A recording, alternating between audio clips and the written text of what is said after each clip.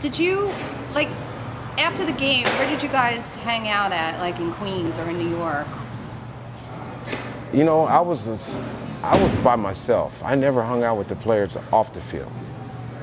You know, I hung out by myself down in the city because it was something new to me and I enjoyed it.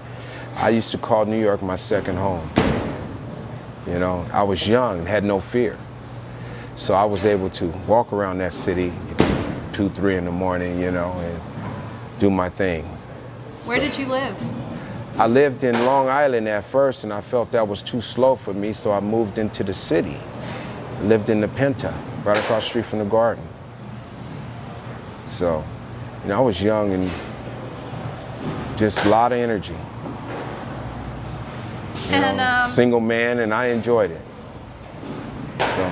Was there anywhere in particular you like to go to? No, I just, you know, I freelance. I just, you know, whatever, you know. So. Now, I just want to, a lot of people that I've interviewed, both on the Mets and fans that I've interviewed, say that trading you was, you know, a big question is, the Mets were such a dominant team in '86. Why did that not continue? And I do not say, was it Kevin Mitchell? They say it on their own. They say trading Kevin Mitchell was a huge mistake. Now, I don't need for you to say, yes, trading me was the biggest mistake the Mets ever made, unless you feel that way. But do you feel, why do you think you were traded from the Mets? With the rumors I heard, I was a bad influence for Darryl Strawberry and Dwight Gooden. But see, I wasn't the one that did drugs. I wasn't the one on alcohol. I wasn't the one on drugs. My life went on. I ended up, wherever I went, I played well, you know. You know, I never did drugs in my life, you know, so how can I be a bad influence for guys that's been in the big leagues before me?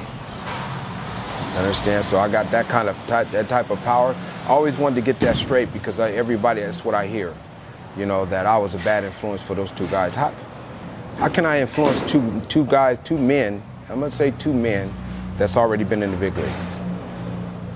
You know? I came from the streets. You can't influence me to do anything. I never did drugs.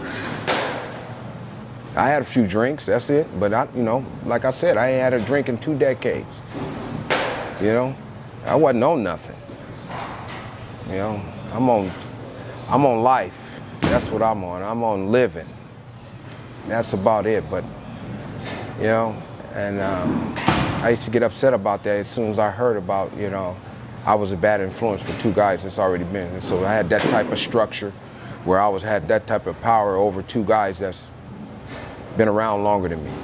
You were a rookie. Yeah, I was a rookie. So how can I have that type of influence on two guys?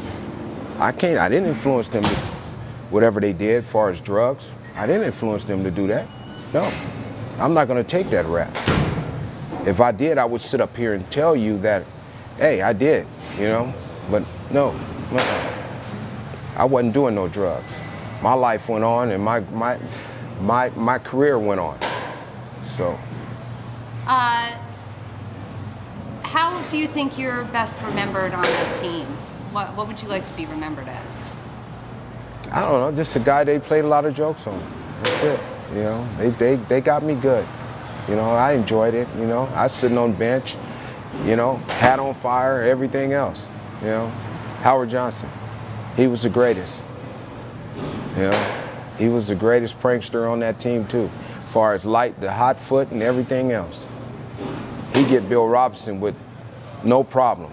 Bill Robinson out on first base and his feet on fire. Can you give me just a few words, like when you think of the '86 Mets, what do you think of? What are some words you think of? Wild and loose, you know. Having fun though, you know. One of the 3 words I can think of, you know, they had a lot of fun. They enjoyed life.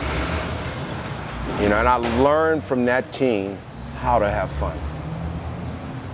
You know, how to have fun. A lot of veteran guys on that team, a lot of great talent. You know, even me and Straw still talk right now. And, you know, and he's blessed. You know, and the man upstairs, he's always talking about God. You know, and very truthful dude. And I'm just thankful that I'm still talking to him right now.